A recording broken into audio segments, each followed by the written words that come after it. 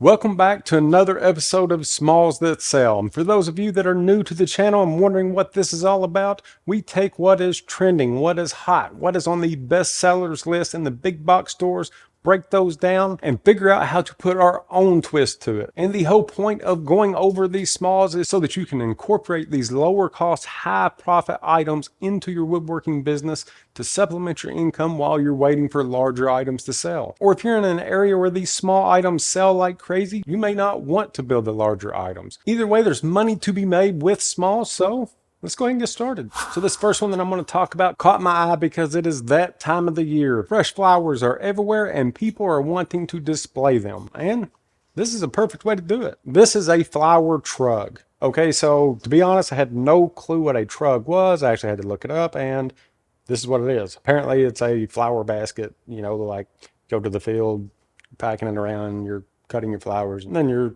putting them inside of this trug. I don't know why they can't just call it a flower basket, but it's a trug. So this thing's going to fit perfectly in with your spring items. You're wanting 60 bucks for this thing, which is honestly not a terrible price, but it is super easy to build. So this basket or trug is 5 inches tall with the handles folded down, or it's 11 inches tall with the handles up. The first thing that you're going to notice about this that makes it unique is this arched bottom, but that is actually a very easy arch to cut. Let me show you what I mean. So first of all, what I would do, especially if I were going to be making more than one of these, is to make a template. I'd be using like some 1/8 inch plywood or brown board or whatever that you like. So let's just say I'm going to put it directly onto this board. So this one is 20 inches wide by 5 inches tall. This board is actually quite a bit longer than that. I have placed 3 screws on this board. One is at the 24-inch mark. Yes, this is only 20 inches wide, but if you look, the ends are actually squared off. So you want this arch to kind of go past this. That way you can square off the ends if you like this look. Then again on the opposite side. And then I have a 3rd screw in the center right at 5 inches. And this is where we're going to be rating our scrap bins.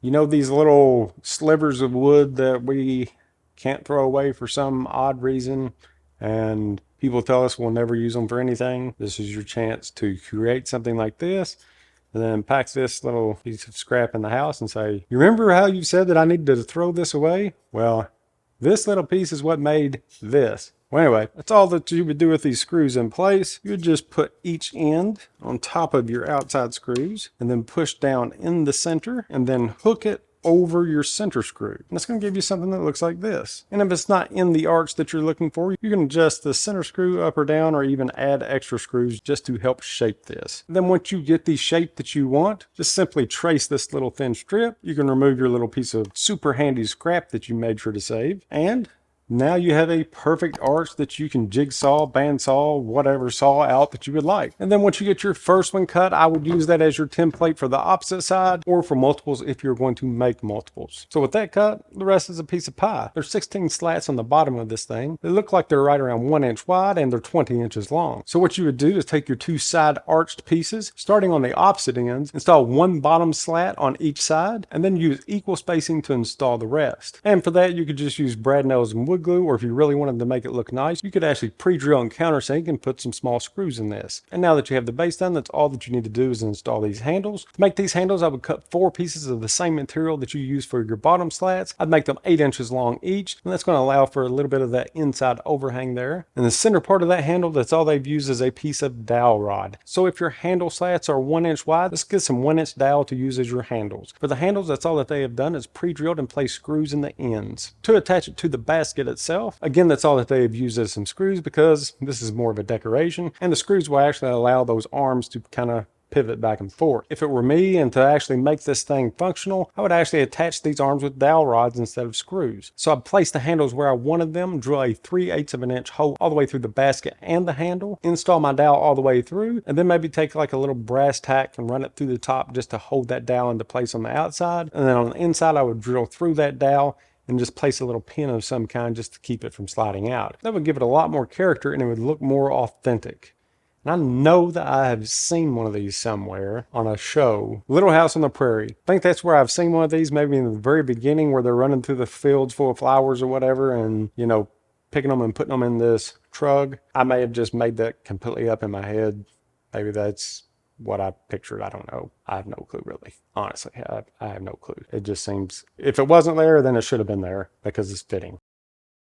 But that's how easy it is to make this item that they are getting 60 bucks for. It would look awesome as a centerpiece for any table, inside or outside. When you stage these things up to sell, take those flowers, lay those in there, get all kinds of nice staged up pictures, and then take the flowers, give those to your significant other. You can also use those as a tax write-off. That's a double win on top of charging 50 to 60 bucks for these things. And while we're talking about smalls that sell, I'm not going to say to make this, but it's actually a pretty good idea. And I actually teach you how to make these in my latest video on the other channel, Pale Horse Outdoors. And if you have not heard about it yet, it's basically for anyone that enjoys hunting, fishing, and the outdoors in general. So if you're interested in learning just how easy it is to make a homemade turkey box call, and these things actually sell for quite a bit, especially when they're homemade, head over to Pale Horse Outdoors and I'll teach you how. I'll throw a link on my website and in the description. So while doing the research for this video, there was one common theme that I noticed on every single big box store site. That's a huge indicator that something is selling well, and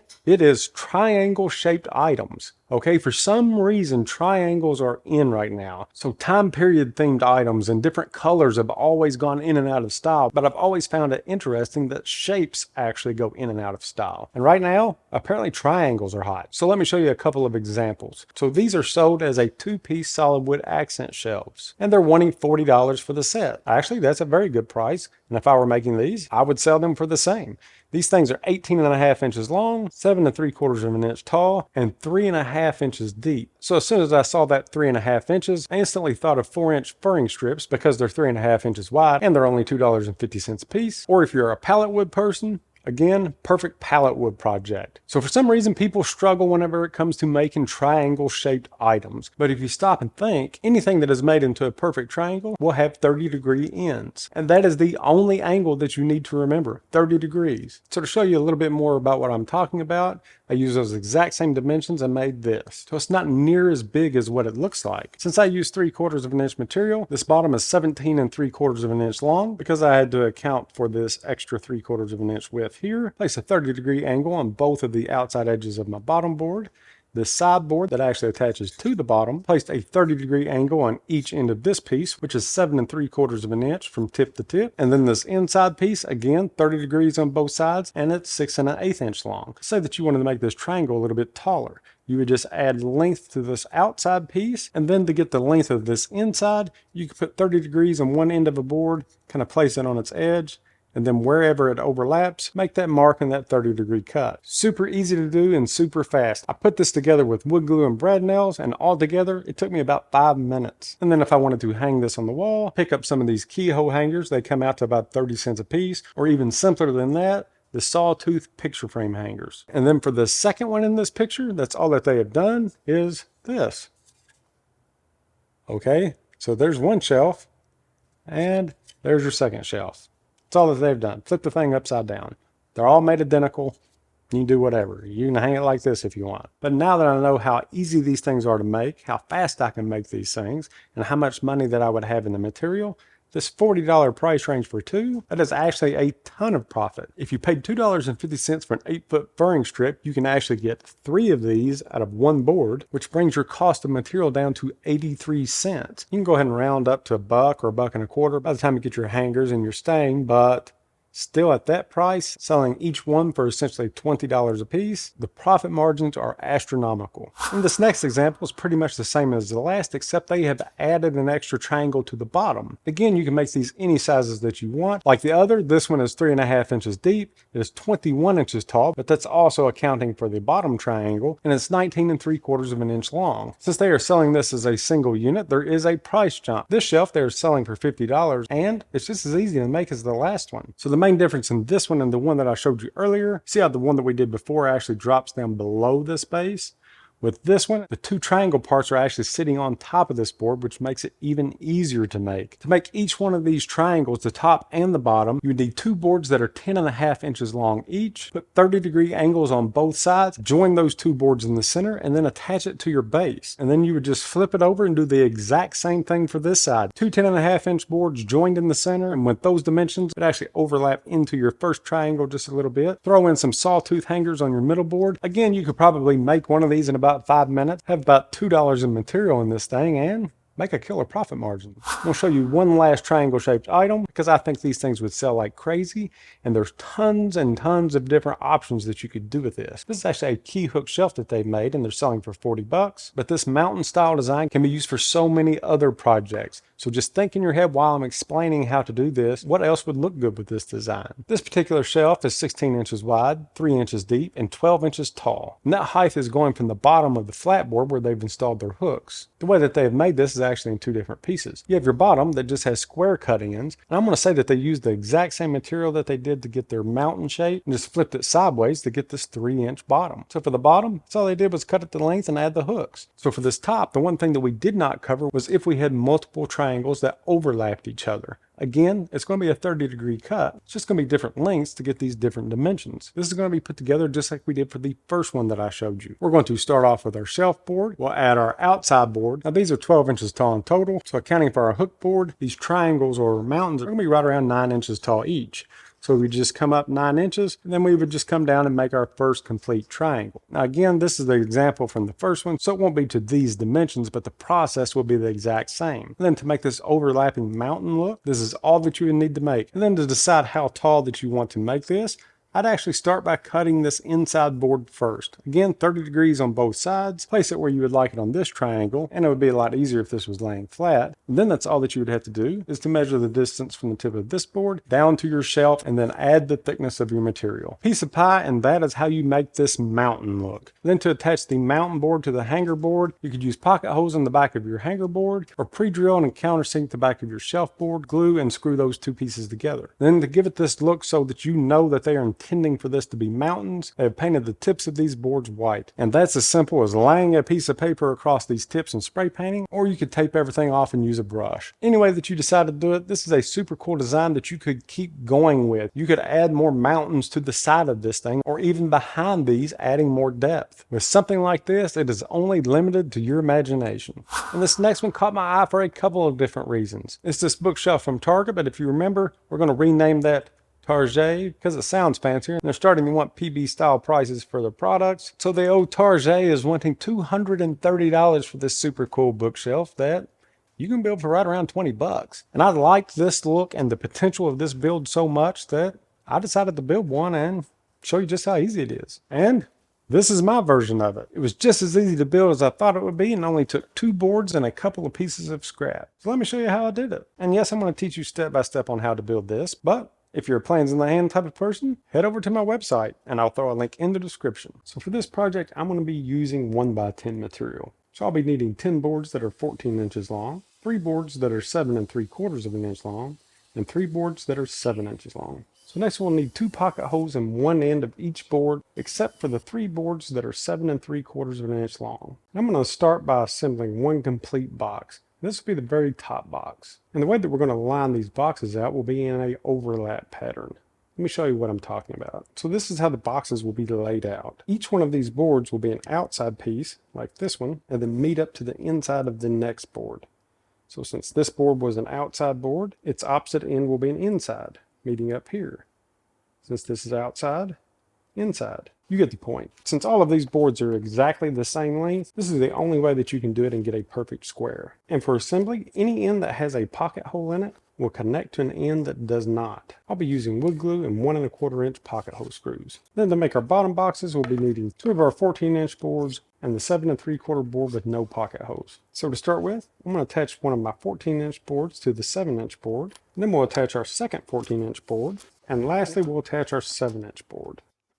So now that we have this one made, let's make a couple more of these, then we'll put everything together. Once we have all of our parts made, you can kind of see how this is starting to take shape. The next thing that we need to do is to connect all of these boxes. So from the bottom inside of each box, measure over 5 7/8 going both directions. Once you have that marked, use a straight edge to draw a line down the inside of your boxes all at 5 7/8. We're going to be using this as our guide for screw placement. Now we need to make our legs. And I'm going to be using 1 1/2 by 1 1/2 material. I'm going to put a 15-degree angle on one side and a 30-degree angle on the opposite side. Each one of these legs will be 9 inches long.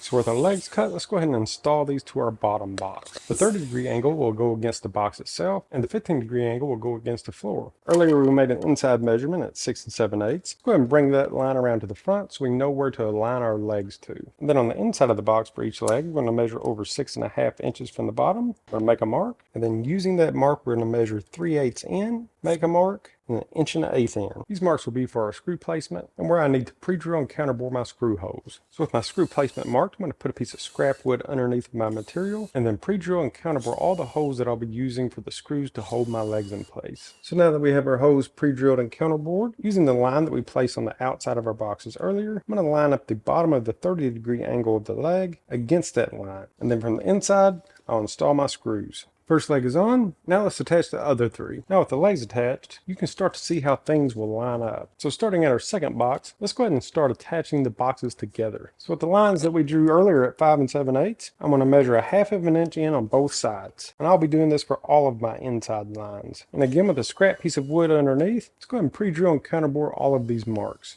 And the reason why these will fall directly on this line, because this line will fall exactly in the middle of the boards that we are attaching it to. Now with everything pre-drilled and counterbored, let's put these babies together. And to do this, I'm going to line the center of each bottom box board up with the center line of the box above it. And if you already have yours painted or stained, go ahead and install wood glue. Then you'll just continue this all the way up until you get to your top box. And any of these pocket hole plugs or counter bores, once you have everything put together, you can either buy pre-made plugs for these or use dowel rods.